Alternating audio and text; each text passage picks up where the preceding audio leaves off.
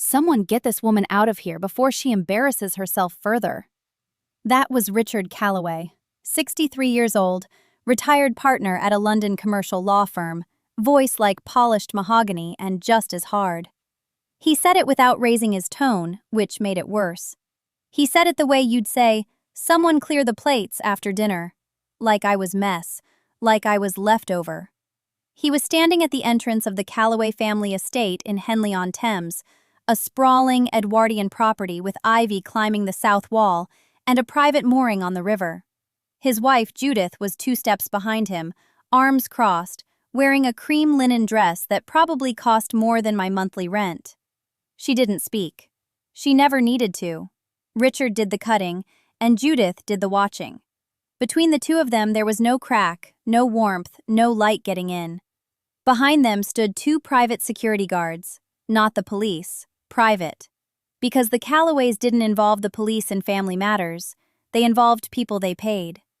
One of the guards, the taller one with a shaved head and an earpiece, stepped toward me. I remember his shoes, black and very clean on the gravel drive.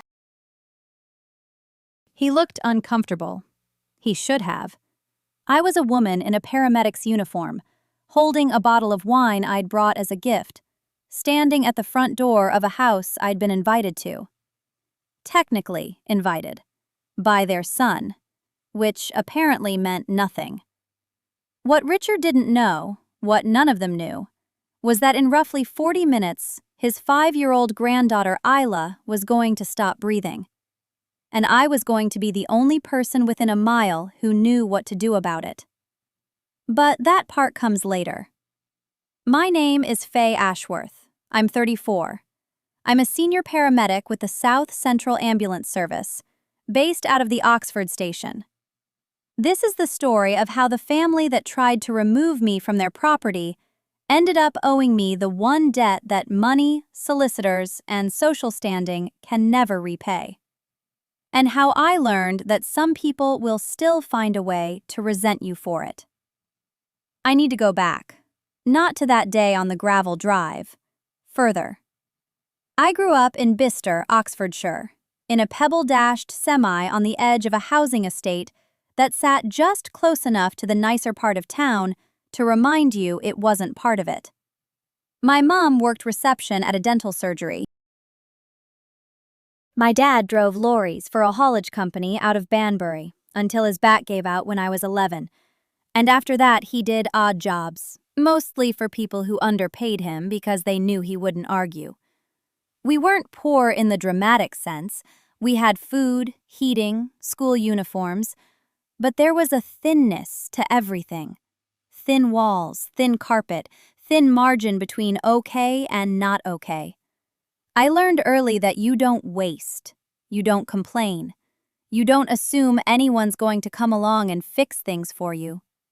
My Nan, my dad's mother, lived 4 streets over in a ground-floor flat with a gas fire that clicked 3 times before it caught. She was the most important person in my childhood, and I don't say that lightly because I loved my parents. But Nan was the one who saw me, actually saw me. She'd been a district nurse for 31 years, retired with bad knees and a drawer full of thank you cards from patients she still remembered by name. She smelled like Yardley lavender and strong tea, and she had hands that were rough and impossibly gentle at the same time. She used to say one thing to me, over and over, whenever I came home from school upset about something. A comment from a teacher, a girl who'd excluded me, a grade that didn't reflect how hard I'd worked. You don't need them to see you, Faye. You just need to be worth seeing. I didn't fully understand it then. I thought she was telling me to try harder. She wasn't. She was telling me something much more difficult, that my value didn't depend on anyone else's recognition of it, that the work was the thing, the being was the thing, whether or not anyone noticed, clapped, thanked you, or even looked up from their phone. It's a brutal lesson when you're 9.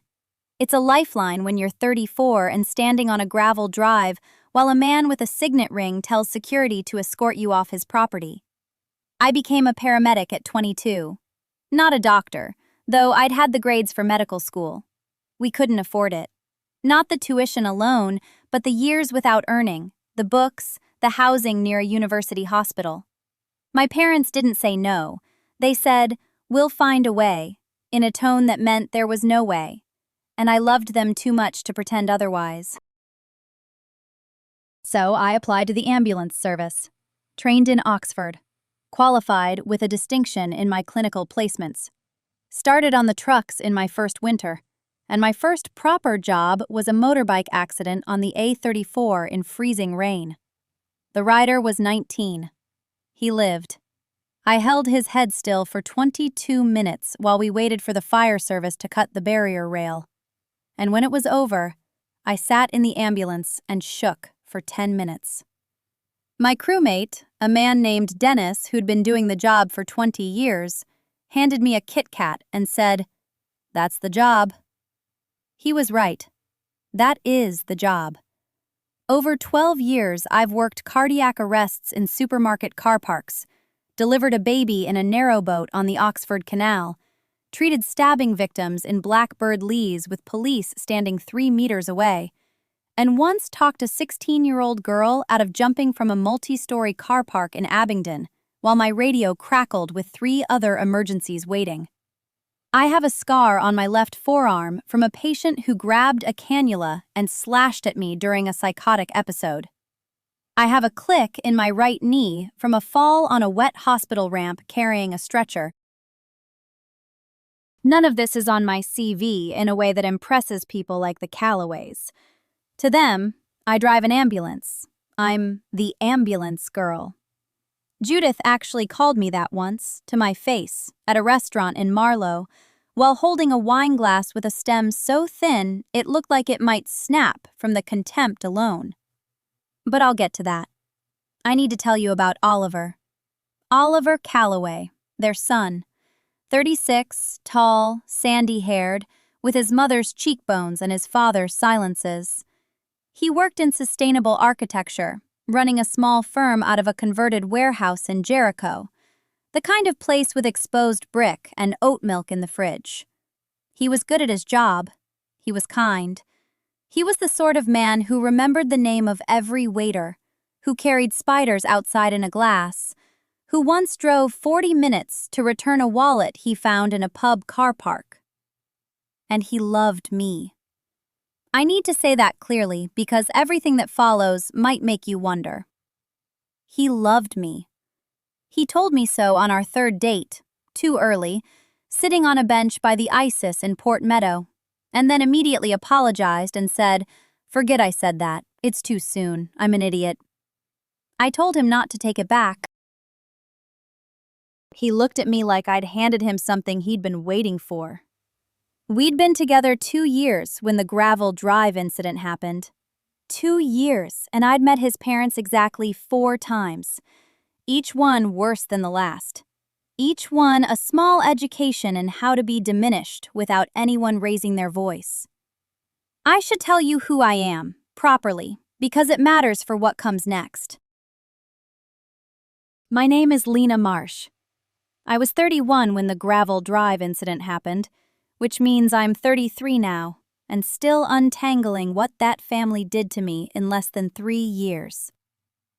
I grew up in Swindon, which is nobody's idea of glamorous, in a pebble-dashed terrace on the Walcott side, where the front gardens were mostly concrete, and the ice cream van came round on Thursdays.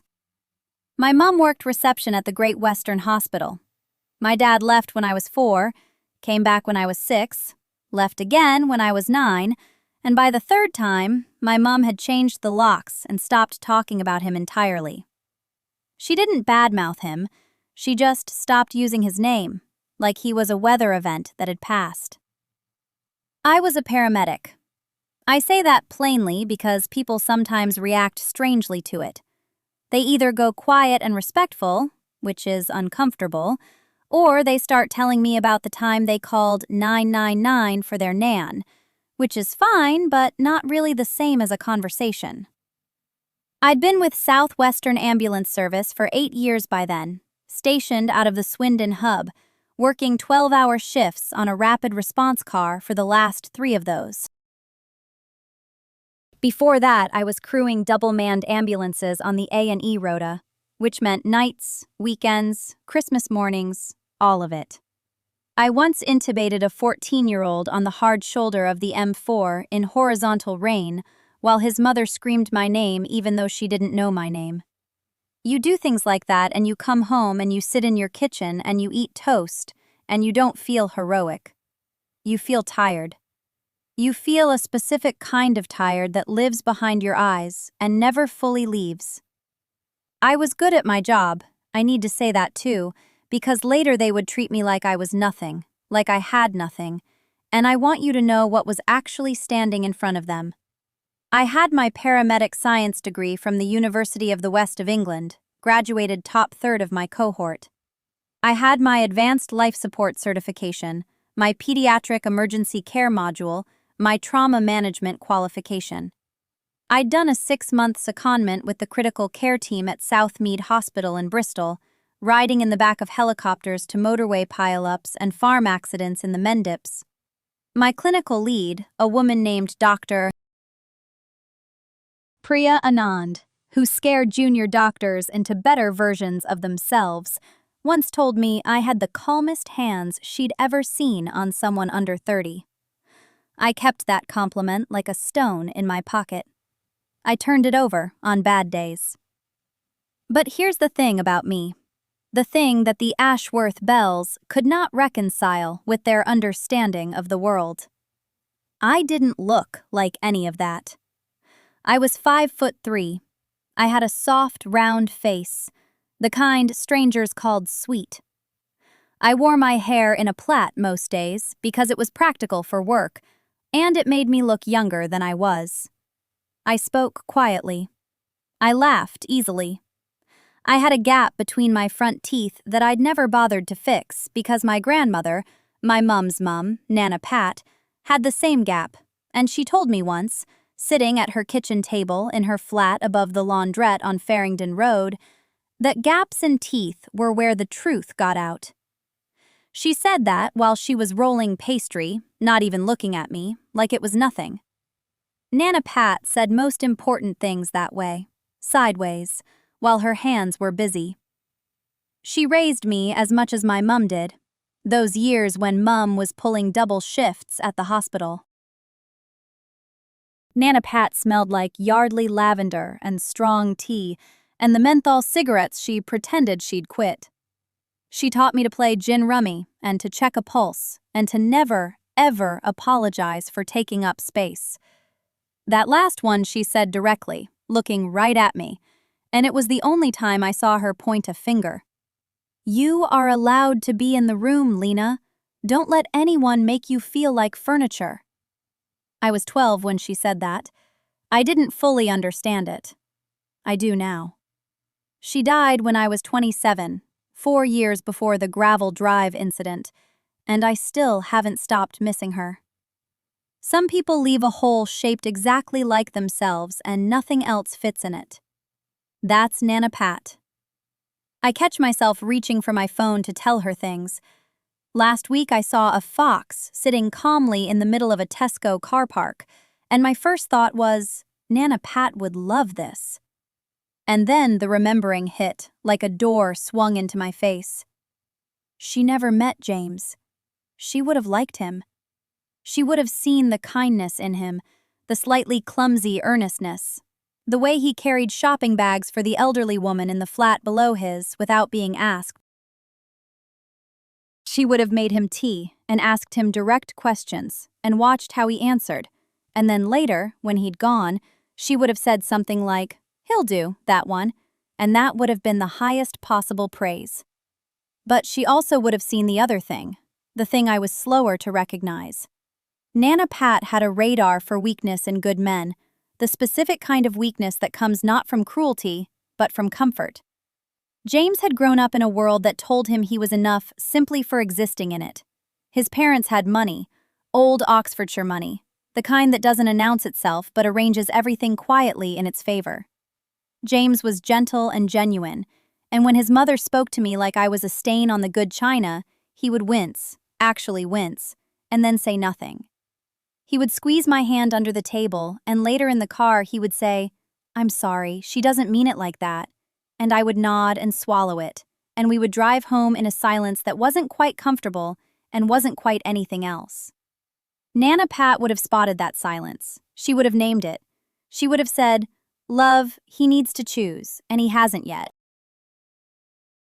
I had a scar on my left forearm, 3 inches long, pale and slightly raised, from where a patient having a psychotic episode grabbed a cannula and slashed at me in the back of the ambulance on a night shift in 2019. It didn't hurt anymore, but I could feel it when the weather changed, a faint tightness, like the skin remembered being opened. I never covered it up. It was mine. I'd earned it. Sometimes in meetings with the Ashworth Bells, Cressida would glance at it and look away quickly, like she'd seen something unseemly, and I would resist the urge to roll my sleeve down. Nana Pat's voice in my head. "You are allowed to be in the room, so let me walk you through the pattern, because it did not happen all at once. That is how these things work. Nobody wakes up one morning and decides to make you feel small. It accumulates, drop by drop, comment by comment, until you are standing in a puddle and wondering when it started raining." The first time was Easter 2021.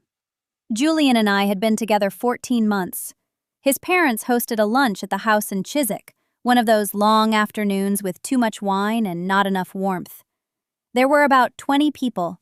His Aunt Philippa, his Uncle Graham, 2 cousins I had met once before and whose names I kept confusing, which Cressida corrected me on twice in front of the table. Julian's younger sister Harriet was there with her boyfriend, a fund manager named Seb, who apparently went to the right school, because Cressida introduced him to every single person as though he had just been knighted. She introduced me once to an elderly neighbor. "This is Julian's," she paused, "friend. Not girlfriend, not partner, friend." I smiled because I did not know what else to do. The neighbor, a kind woman named Dorothy, looked confused and said, "Oh, how lovely," and Cressida moved on. Julian was in the garden with his father. He did not hear it. I did not tell him about it later because I was not sure if I had imagined the pause or if it meant what I thought it meant. But I had not imagined it. I knew pauses. In my job, pauses told you everything. A patient pausing before they said they were fine meant they were not fine. Cressida pausing before the word friend meant she had considered the word girlfriend and rejected it. The second time was July of the same year, Julian's birthday. He turned 31, and Cressida organized a dinner at a restaurant in Mayfair, the kind of place where the napkins are folded into shapes and the menu does not have prices. I wore a navy dress I had bought specifically for the occasion, spent more than I should have. I arrived on time. There were place cards at the table. I was seated at the far end, between Harriet and an empty chair that belonged to someone who never showed up. Julian was at the opposite end, next to his mother. When I gave him his gift, a first edition of a Graham Greene novel he had been hunting for years that I had found through a dealer in Hay-on-Wye after weeks of searching, he was thrilled. He held it up to show his mother. She glanced at it and said, "How thoughtful," the way you might say it about a gift from a colleague you barely knew. Then she handed him an envelope. Inside was the deed to a flat in Battersea. A flat. For his birthday. The table erupted. Julian looked stunned. Cressida smiled and said, "We thought it was time you had something proper." She looked at me when she said proper. Or maybe she did not. Maybe I felt her look at me. At that point, I was not sure anymore which slights were real and which ones I was constructing from my own insecurity. That is the thing about sustained small cruelties. They make you distrust your own perception. The third time was December, Christmas Eve.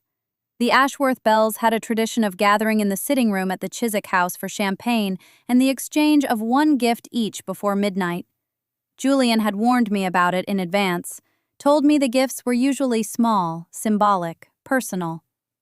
I bought Cressida a beautiful hand-thrown ceramic vase from a potter in Stoke Newington whose work I had admired for years. It was sage green with a crackle glaze, simple and elegant. I thought she would like it. She unwrapped it, turned it over, read the maker's mark on the bottom and said, "Oh, how rustic." She set it on the side table next to a stack of magazines and did not mention it again. When I went to the kitchen later to get water, I saw that she had moved it to the windowsill behind the curtain, half hidden. The gift she gave me was a gift card. £50 to John Lewis. No note. My name was not even on the envelope. It just said, "and guest." Because that is what I was. The and guest. Julian's and guest. I said nothing about any of this. Not to Julian, not to my colleagues, not to anyone. When my friend Priya asked me how things were going with his family, I said fine, they are just quite formal. And she accepted that because it sounded reasonable. I did not want to be the girlfriend who complained about the in-laws. I did not want to be difficult. I had spent my whole career being the person who stayed calm in rooms full of chaos, and I had become so good at absorbing other people's emergencies that I had forgotten I was allowed to have my own. The fourth time was the one that cut deepest, because it was not private. It was February 2022. Julian and I had been together 2 years. He brought me to a charity gala his mother had organized for a children's hospital in Surrey, one of her patronages. I should have felt at home. Pediatric emergency care was something I actually knew about. I had spent 3 years working with critically ill children. But Cressida had seated me at a table in the back of the ballroom, near the kitchen doors, with people she described as the supporters, which meant the people who had bought the cheapest tickets. Julian was at the head table with his family. I could see the back of his head from where I sat. During the speeches, a doctor from the hospital talked about the need for better emergency response training for pediatric cardiac arrest in rural areas. I knew about this. I had done research on this. I had published a paper on this through my ambulance trust. A small paper, but it had been cited. I felt my hands start to rise, the instinct to contribute. And then I saw Cressida watching me from the head table with an expression I can only describe as preventive. Like she could see what I was about to do and had already decided it would be inappropriate. I put my hand down. I drank my water. I listened to people who knew less about the subject than I did discuss it with confidence, and I said nothing. After the gala, in the car, Julian said you were quiet tonight. I said I was tired. He said my mother thought you seemed uncomfortable. I said I was fine. He said okay and turned up the radio, and we drove home through the rain. And I watched the wipers push water off the windscreen in steady arcs, and thought about Nana Pat sitting in her kitchen in Northampton saying, "You are allowed to be in the room." But the room did not want me. The room had placed me by the kitchen doors and dared me to complain about the view. That night I stood in the bathroom of Julian's flat in Clapham and looked at myself in the mirror for a long time. Not vanity, inventory. I was 31 years old. I had spent 4 years earning a paramedic science degree while working night shifts at a care home in Kettering. I had held a man's femoral artery closed with both hands in the back of an ambulance doing 60 on the M1, while his wife screamed from the passenger seat up front. I had delivered a baby in a stairwell in Hackney because the lift was broken and the mother couldn't make it down 5 floors. I had been bitten, spat at, punched in the jaw by a man in a psychotic episode who later wrote me a letter of apology that I still keep in my bedside drawer. I had done all of this, and yet I could not bring myself to speak at a dinner table because a woman in a cream blazer had looked at me as though I had wandered in through the wrong entrance. I turned off the bathroom light. I got into bed beside Julian. He was already asleep, one arm thrown across my side of the mattress, as though he'd been reaching for me. I moved his arm gently and lay on my back and stared at the ceiling, and something very quiet and very clear happened inside my chest. It was not anger. Anger is hot, and it makes you do things you regret. This was cold. This was the click of a thermostat switching off. I had spent 18 months bending myself into shapes that did not fit my body, smiling when I wanted to speak, whispering when I wanted to shout, arriving early and leaving quietly and saying thank you for invitations that felt like auditions. And none of it had worked. Not 1 degree of warmth had shifted. Patricia still looked through me. Jeffrey still corrected things I hadn't gotten wrong. Camilla still touched my arm and said, "You're so brave to work in that field." As though paramedicine were a lifestyle choice, like veganism or cold water swimming. I thought about Nana Pat. She had been gone for 3 months by then. Lung cancer, diagnosed in March, dead by June. She went fast, the way she did everything. No fuss, no drawn-out farewell. The last time I saw her, she was sitting up in the hospital bed at Northampton General with an oxygen tube in her nose and a copy of the Racing Post on her lap, because she said she wasn't dead yet and she had a $5 on something running at Cheltenham. She looked at me and she said something I have turned over in my mind every day since. She said, "Rosie, love you. Have spent your whole life proving you belong in rooms that would be empty without you." She said, "Stop proving." She said, "Just stand there. Let them see what they are looking at." I thought she meant be bold, be loud, demand recognition.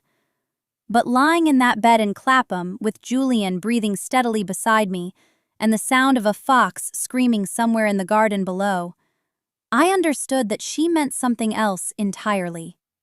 She meant stop performing for people who have already decided not to watch. She meant the energy I was spending trying to earn the approval of people who had pre-decided I was insufficient was energy I was stealing from myself. She meant that the gap between who I was at work, this person who made decisions in seconds that kept people alive, and who I became at Belmont House, this quiet, apologetic woman perched on the edge of conversations she could have led, that gap was not something the Ashworth Pembrokes had created. I had created it. I had hollowed myself out and handed them the empty shell and said, "Here, is this acceptable?" And they had looked at the empty shell and found it lacking, because of course they had. There was nothing in it. The thermostat clicked. The heating went off. And in the cold, I made a decision that was not dramatic and not brave and not cinematic. I simply decided to stop. Not to stop loving Julian, not to stop trying to build a life with him, but to stop contorting myself for people who would never be satisfied, because their dissatisfaction was not about anything I had done or failed to do. It was structural. It was load-bearing. Their sense of who they were required someone like me to be less than, and no amount of perfect behavior would change that, because perfect behavior was not the point. The point was the hierarchy. The point was always the hierarchy. I did not tell Julian about this decision. There was nothing to tell. I did not write a letter or make a phone call or have a confrontation. I simply woke up the next morning and made coffee and went to work and responded to a call in Lewisham where a teenager had fallen through a greenhouse roof, and I held his hand while my partner extracted a shard of glass from his forearm, and the boy looked at me and said, "Am I going to be all right?" And I said, "Yes, you are going to be absolutely fine." And I meant it. And he believed me. Because when I am doing my job, I am the most certain version of myself that exists. That evening, Julian told me his mother was hosting a garden party at Belmont House in 3 weeks. A summer thing. Pims and croquet and a string quartet. He said his niece Lottie would be there, Camilla's daughter. She was 4. He said his mother specifically asked if I would come. He said she used my name. He said it like it was a gift. I said, "Of course I will come." But something in my voice must have been different, because he looked at me for a moment longer than usual and said, "Are you sure?" And I said, "Julian, I am sure." And I was. Not because I thought it would be different, but because I had stopped needing it to be. I spent the next 3 weeks not preparing for the garden party. That is important to understand. I was not picking outfits, or rehearsing conversation starters, or practicing the right way to hold a champagne flute. I was doing something else entirely. I was building a foundation that had nothing to do with Belmont House, and everything to do with the life I was going to live, whether or not anyone in that family ever learned to say my name correctly. The Monday after Julian told me about the party, I called my solicitor. Not a family solicitor, not Julian's solicitor, mine.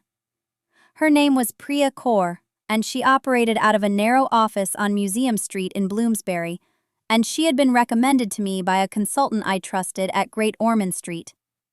I told her I wanted to understand my financial position clearly, not because I was planning to leave Julian, but because I had spent 4 years folding myself into someone else's architecture, and I realized I did not know where I stood on my own ground.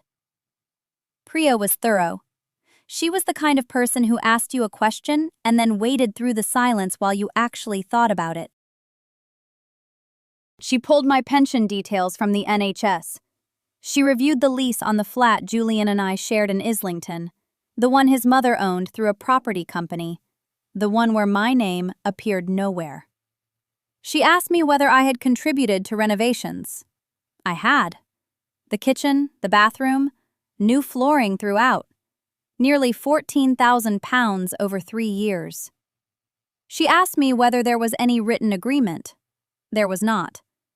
She did not react to that. She simply wrote it down and moved on. I want to be clear. I was not preparing for a divorce because there was no marriage yet. I was not preparing for a fight. I was preparing to know. There is a difference, and it is enormous. Nana Maureen's voice was in my head every time I sat in that narrow office. She used to say, "Girl, you cannot stand firm if you do not know what you are standing on." The second thing I did was quieter. I began documenting. Not dramatically, not with hidden cameras or secret recordings. I simply started keeping a notebook, a small green moleskin that I carried in my work bag. Every time something happened, every time I was excluded or corrected or made to feel like a guest in my own relationship, I wrote it down. Date. What was said. Who was present. I did not editorialize. I did not write about my feelings. I wrote facts the way I wrote patient notes, clean and exact and defensible. May 14th. Dinner at Belmont House. Camilla asked Julian if he had considered a prenuptial agreement. Julian said we had not discussed it. Camilla said, well, someone should be practical. She looked at me when she said it. I smiled. I wrote it down that night in the car park of a Tesco Express on the A406 while Julian went inside for petrol. May 19th. Eleanor telephoned Julian to discuss the wedding guest list. She did not call me. Julian relayed that his mother felt the guest list should be kept intimate. When I asked how many that meant, she said through Julian that 80 was a sensible number. I asked Julian how many of those 80 I could invite. He paused. He said he would ask. He came back the next day and said his mother had suggested 10. 10 guests. For the bride. I wrote it down. I did not argue. I had stopped arguing weeks ago because arguing requires you to believe the other person might change their mind, and I had released that belief like a breath I had been holding for years. May 22nd. I received a text from Camilla. It was the first time she had ever texted me directly. It said, "Hi Rachel, quick question. Do you have a DBS check?" A disclosure and barring service check. She was asking me, a senior pediatric nurse at one of the most respected hospitals in London, whether I had been cleared to work with children, because her daughter was going to be at the garden party. I stared at that text for a long time. Then I typed, "Yes, I do." I did not add anything else. I did not explain that I had held dying children in my arms at 3 a.m. while their parents wept in the corridor. I did not say that I had more experience with children in crisis than anyone Camilla had ever met in her life. I just typed, "Yes, I do," and I put my phone down and I went back to my shift. What Camilla and Eleanor did not know was that during those 3 weeks, I also sat down with Julian twice. Not to fight, to talk. The first conversation was on a Wednesday evening in our kitchen. I told him that I loved him and that I needed him to hear something without defending anyone. He looked nervous. I said I have kept a record of every time your family has made me feel unwelcome, and I need you to read it. He read the notebook at the kitchen table while I made tea. He did not speak for 11 minutes. When he finished, he put it down and he said, "I did not realize it was this much." I said, "It is always this much. You just were not counting." The second conversation was the following Sunday. I told him about Priya. I told him about the flat and the £14,000 and the fact that my name was on nothing. He went pale. Not angry pale, ashamed pale. He said, "I will fix that." I said, "I know you will, but I need you to understand that fixing it is not the same as it never having been broken." He asked me what I wanted. I said, "I want to walk into your mother's garden party knowing exactly who I am and what I am worth, and I want that to have nothing to do with whether she offers me a glass of Pimm's or calls security."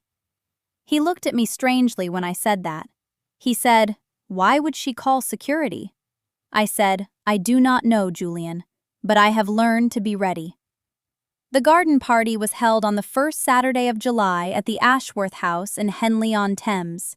The house was Georgian, red brick, wisteria climbing both sides of the front door like it had been planted by a set designer. There were maybe 60 people on the lawn when Julian and I arrived. White linen tablecloths, a string quartet near the rose beds, caterers in black aprons carrying trays of smoked salmon and champagne flutes. The kind of afternoon that looks effortless and costs about £9,000.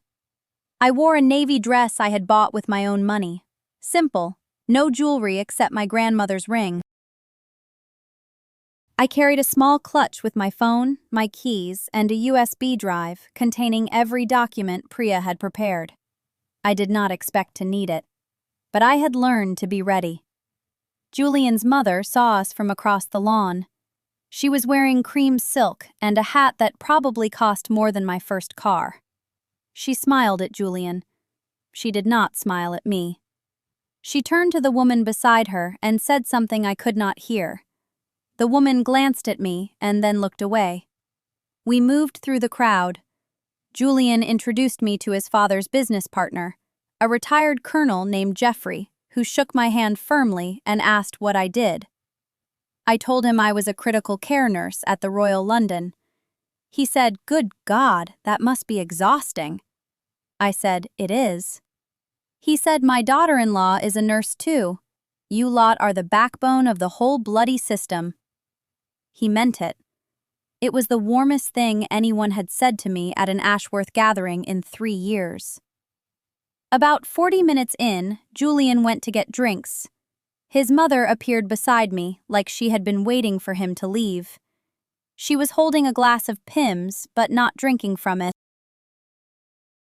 She looked at me the way you look at a stain on a tablecloth that you cannot quite identify. She said, "Eleanor, I think there has been a misunderstanding about today." I said, "What sort of misunderstanding?" She said, "This is a family event, close friends and family." I said, "I am aware of that." She said, "Julian should have discussed this with me before bringing you." I said, "Julian is 34 years old."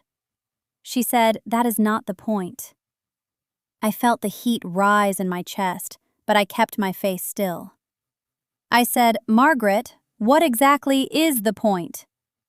She said, "The point is that this is not your world, Eleanor. You do not belong here. And I think on some level you know that." I looked at her. I looked at her cream silk dress and her hat and her glass of Pimm's and the lawn and the string quartet and the 60 guests who all went to the same schools and married the same kinds of people. And I said, "You are right. This is not my world. My world smells like antiseptic and sounds like ventilator alarms, and the people in it are fighting to stay alive. Your world smells like cut grass and sounds like Vivaldi, and the people in it are fighting to stay relevant. I know which one matters more." She put her glass down. She said, "I am going to ask you to leave." I said, "I am not leaving." She said, "Then I will have someone escort you out."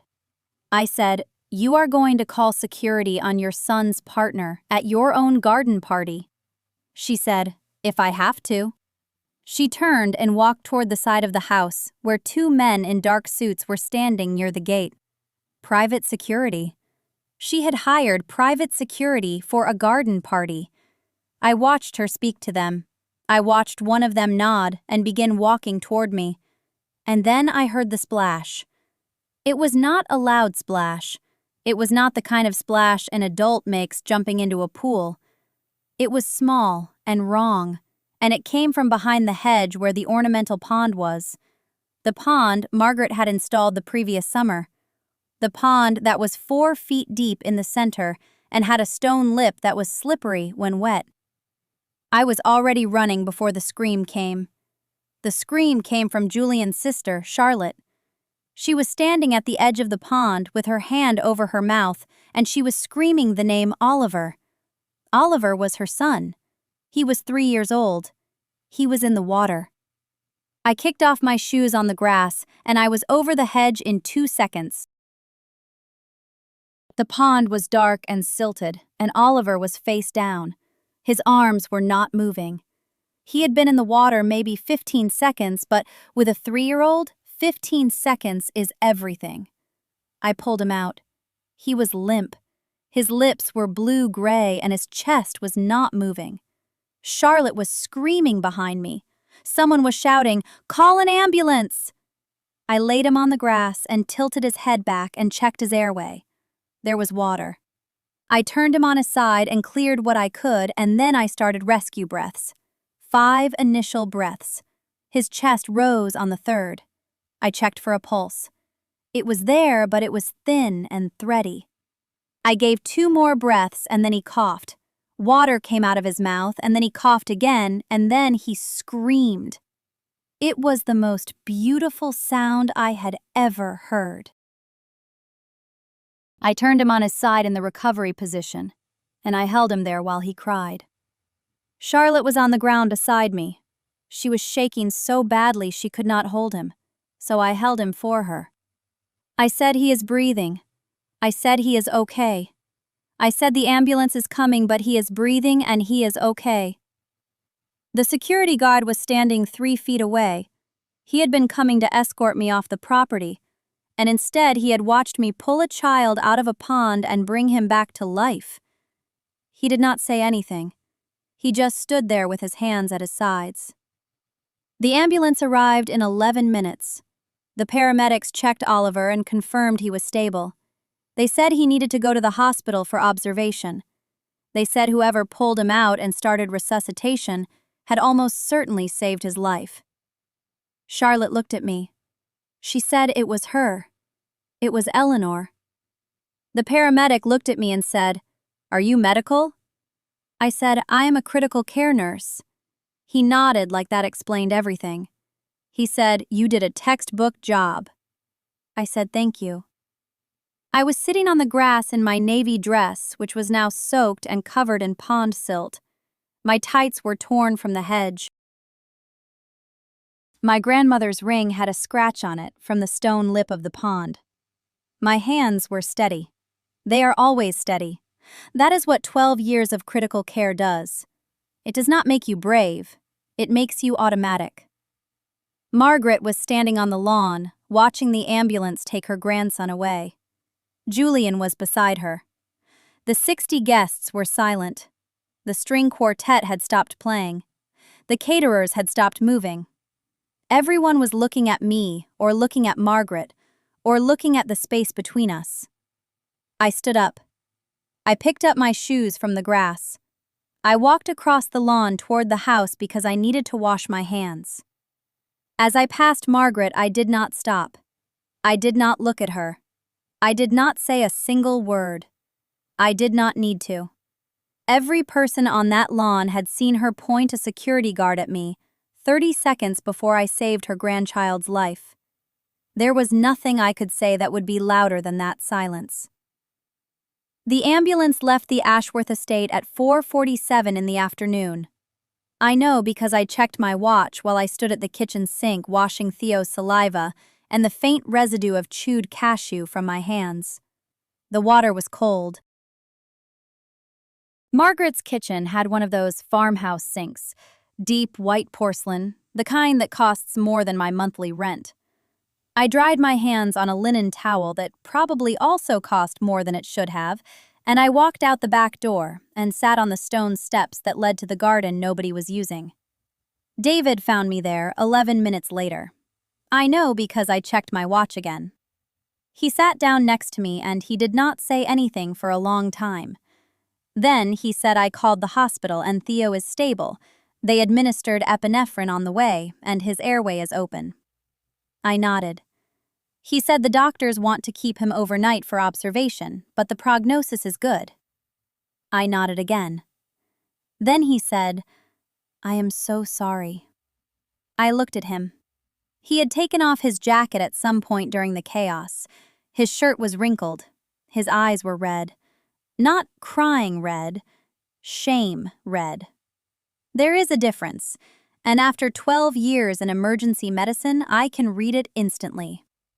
I said, David, I need you to drive me home.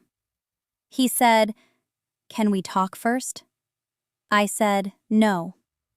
He drove me home. 42 minutes from Sevenoaks to my flat in Camberwell, and neither of us spoke. When he parked outside my building, I got out, and I closed the door, and I went inside, and I locked my door, and I sat on my kitchen floor in my dress, and I cried for the first time in 3 years.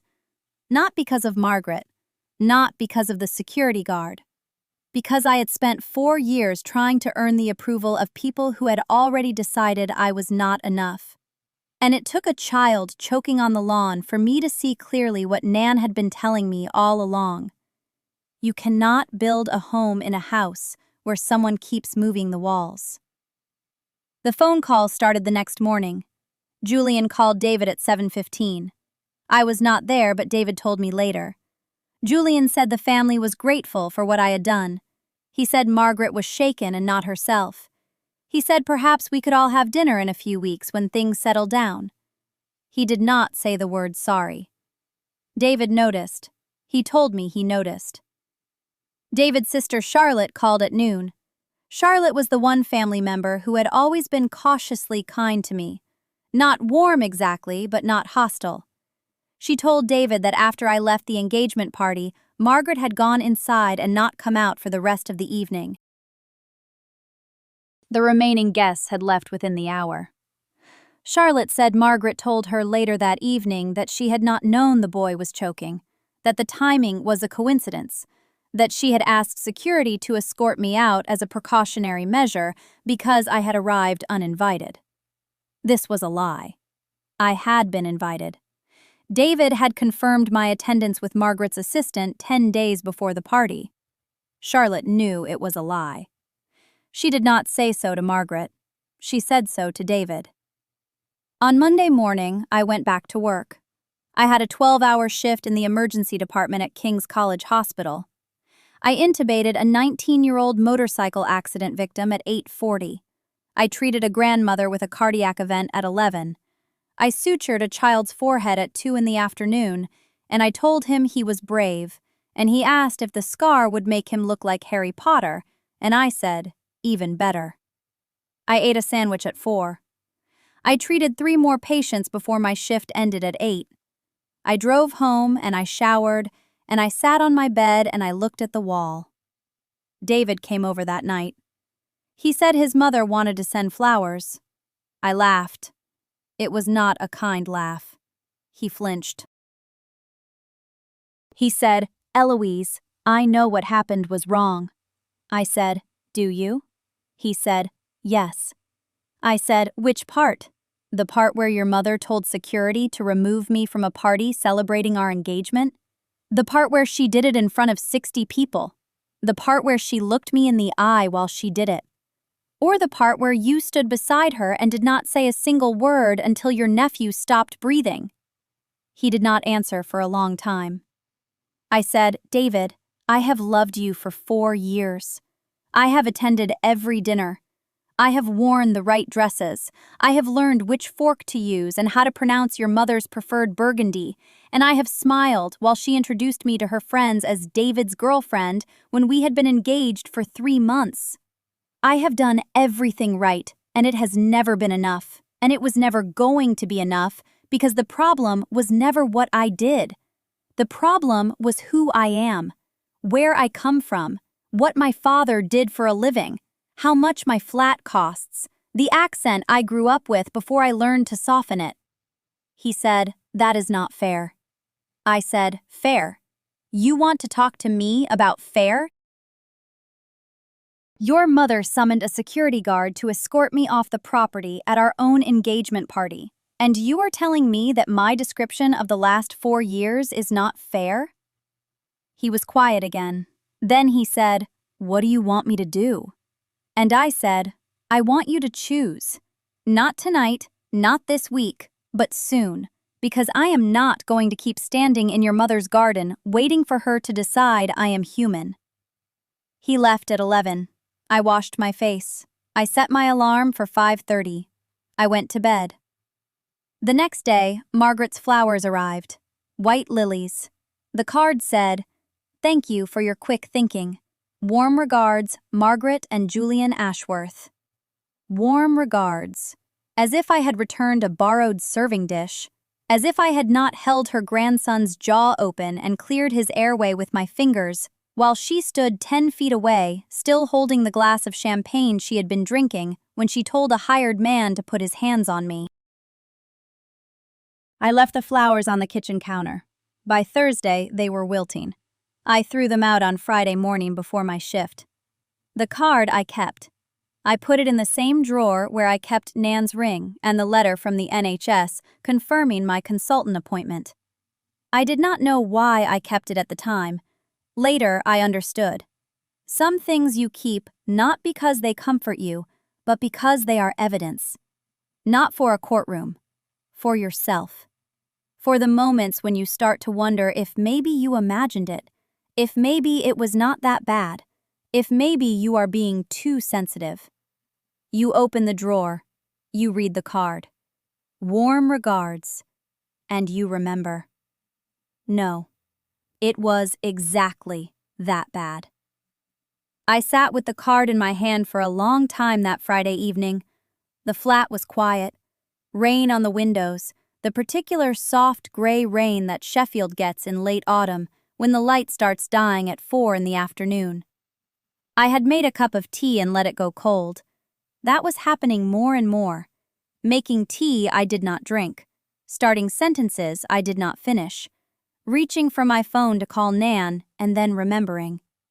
Nan had been gone 14 months by then. Ovarian cancer. Diagnosed late because she was the kind of woman who called her own agony a bit of bother. She lasted 11 weeks after diagnosis. I drove to Whitby every weekend, sleeping in the chair beside her hospital bed, driving back Monday mornings in time for my 7 o'clock ward round. The last thing she said to me clearly, the last sentence that was fully hers before the morphine took her language away, was something she had told me since I was 9 years old and crying in her kitchen because my mother had missed another parents' evening. She said, "Grace, you do not need anyone to hand you your worth. You were born holding it. You just have to decide not to put it down." I was 9 the first time she said it, and I did not understand. I was 23 and failing my first surgical rotation, and she said it on the phone, and I cried. I was 29 and standing in the rain outside James's parents' house after Eleanor told me I should consider a less demanding career so I would have time to learn how to be a proper wife. And Nan said it in the car on the way home, and I gripped the steering wheel and said nothing. Every time the words were the same. Every time they meant something slightly different. And now she was gone, and the words were mine to carry alone, and I finally understood what she had actually been saying all those years. She was not telling me I was strong. She was telling me that strength was not the point. She was telling me that my value was not earned and could not be revoked, that it did not depend on whether I was promoted or overlooked, loved or discarded, welcomed or removed by security from a garden party. It existed before any of that. It would exist after. The question was never whether I had worth. The question was whether I would set it down to make someone else comfortable. I had been setting it down for years. Every time I dimmed my voice at the Ashworth table. Every time I pretended not to hear Eleanor's remarks about my accent, my background, the fact that my grandmother raised me because my parents could not be bothered. Every time I swallowed a correction when Jeffrey mispronounced a medical term while lecturing me about medicine. Every time I let James's silence after these moments speak for him and pretended it said something other than what it said. I was putting it down. Gently, carefully, folding my worth like a napkin and tucking it under the table so nobody had to see it. Nan knew. She always knew. That is why she kept saying it. Not because she thought I had forgotten I had worth, but because she could see me, year after year, choosing to set it down. And she wanted me to know that the choice was mine, that I could also choose to pick it back up. I picked it up the night I read that card. Warm regards.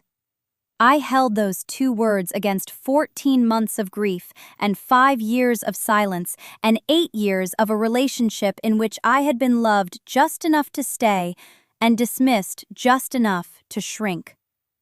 And I felt something I had not expected. Not anger. I had been angry for months and anger had not changed anything. What I felt was clarity. The particular clean clarity you get when you stop hoping. I had been hoping that James would choose me. Not over his family because I never asked for that, just alongside them.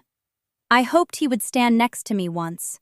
I hoped he would say, "Her name is Grace, and she is a consultant surgeon, and she saved your granddaughter's life, and you will treat her with respect or we will leave." He never said it.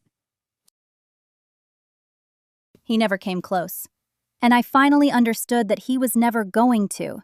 Not because he did not love me, but because love, in his family, was a thing you did quietly and on your knees. It was a thing you earned by not making trouble. And I was trouble. I had always been trouble. Not because I was loud or confrontational, but because I existed in a space they had not approved, and my existence asked a question they did not want to answer. Was I too patient? Probably. Nan would have said so, gently, over one of her scones. She would have said, "Grace, love, there is a difference between patience and permission." I think she tried to tell me that once, about 2 years into the relationship, when I described Christmas at the Ashworths, and she went very quiet and then said only, "You know where home is." I thought she meant Whitby. She meant something larger. I do not hate Eleanor. I want to be clear about that. I do not hate Jeffrey. I do not even hate James, though what I feel for him now is something more painful than hatred. Something closer to the ache you get when you look at an old photograph and realize the person smiling in it no longer exists. I feel sad for the version of him that took me to that chippy in Broomhill on our third date and told me he wanted a life that was different from his parents' life. He meant it. I believe he meant it entirely. He simply did not have the architecture for it. He had been built by those people in that house with those rules, and when the moment came to choose a different structure, he reached for the only blueprints he knew. That is not an excuse. It is an explanation. There is a difference. An excuse asks for forgiveness. An explanation asks only to be understood. I understand James Ashworth completely now, and that understanding is the thing that finally allowed me to set him down. Not with fury, with the same exhausted tenderness you feel when you take off a coat you have worn too long and realize how heavy it was only after your shoulders straighten. Nan was right. I was born holding my worth. I just spent a very long time letting other people convince me to set it down for their comfort. The night I read that card, I picked it back up. I have not set it down since. So that is where I am now. Not where they expected me to be. Not where I expected me to be either, if I am honest. It is a Tuesday evening in late October, and I am sitting on the narrow balcony of my flat in Clapham. The flat is small, 2 bedrooms, one of which I have turned into a study, where I keep my paramedic manuals and the framed commendation letter from the London Ambulance Service that arrived 3 weeks after the incident at the Ashworth house. I never hung it up at first. It sat in the envelope on my kitchen counter for 11 days because I did not know what to do with praise that came from the same night that broke everything open. Eventually, I put it on the wall above my desk because Nan would have told me to stop being ridiculous, and because she would have been right. The air smells like rain and wood smoke from someone's chimenea 2 gardens over.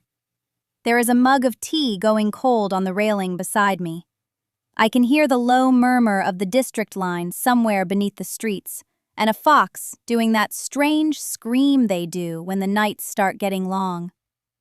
London is never really quiet, but it has these pockets of almost stillness if you sit long enough, and tonight, I am sitting long enough. Oliver is healthy. I know this because Caroline texts me photographs every few weeks. She does not write much with them, usually just his name and a small detail. Oliver at swimming. Oliver with a new tooth. Oliver trying to eat a crayon. She never mentions James or Lydia or the house in Surrey.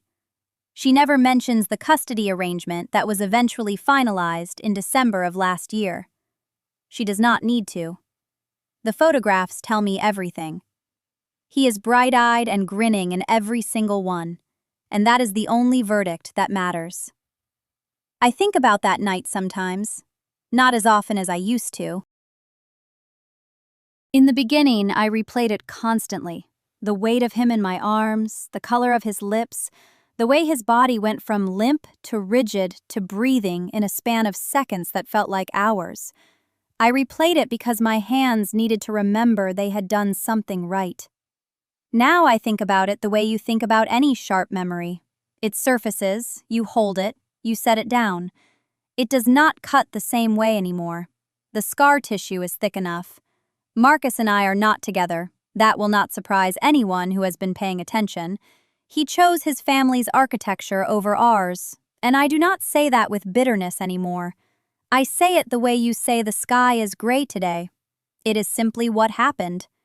He calls occasionally, short conversations about logistics, a shared streaming subscription we never canceled, a box of my books still in his mother's garage that neither of us has arranged to collect. He sounds tired in a way that has nothing to do with sleep. I recognize that tiredness because I carried it for years. I hope he sets it down eventually. I hope he does it sooner than I did. James has not contacted me. I did not expect him to. Lydia sent a letter through her solicitor 5 months ago, requesting that I not discuss the family publicly. I did not respond because there was nothing to discuss. I have no interest in performing their shame for an audience. That was never the point. The point. People always want to know what the point was. They want a lesson, a moral, a sentence you can cross-stitch onto a cushion and hang above a doorway. I used to resist that. Life is not a fable, and I am not a character designed to teach you something. But then I think about Nan sitting in her kitchen in Peckham, with her hands around a mug not so different from this one, and I think she would say, "Stop being precious and just say the thing." So here is the thing. You do not owe anyone a performance of smallness. You do not owe anyone a version of yourself that fits neatly into the space they have decided you deserve. And when someone tells you that you are too much, or not enough, or the wrong kind of person for their table, you are allowed to stand up and leave that table and build your own. You are allowed to do it quietly. You are allowed to do it without their permission or their understanding or their blessing. You are allowed to do it, even when your hands are shaking and your voice is not steady, and every part of you wants to sit back down because sitting down is easier, and you have been sitting down for so long that standing feels like a radical act. It is a radical act. Do it anyway. I take a sip of the cold tea. It is terrible. Nan would have poured it out and made a fresh one, and told me that life is too short for cold tea and too long for small living. I can almost hear her saying it, that rough South London accent that could make wisdom sound like a telling off. I was born holding my worth. I set it down for a while. I picked it back up. The fox screams again somewhere in the dark, and the rain starts properly now. That fine London rain that does not fall so much as hang in the air like it cannot be bothered to commit. I pull my jacket tighter, and I stay on the balcony a little longer because the cold feels clean, and because I have learned that you do not always have to go inside when the weather turns. Sometimes you sit in it. Sometimes you let it pass over you, and you are still there when it stops. I am still here. If you are listening to this, and you are in the middle of your own version of that Surrey hallway, with someone's hand on your shoulder steering you toward the door, I want you to hear me. Not as advice, not as a lecture. Just as one woman on a balcony in South London telling you what she knows to be true. They can call security. They can call you names. They can build a wall of silence and money and tradition and dare you to climb it.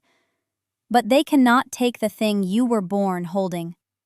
Not unless you open your hand and give it to them. Do not open your hand.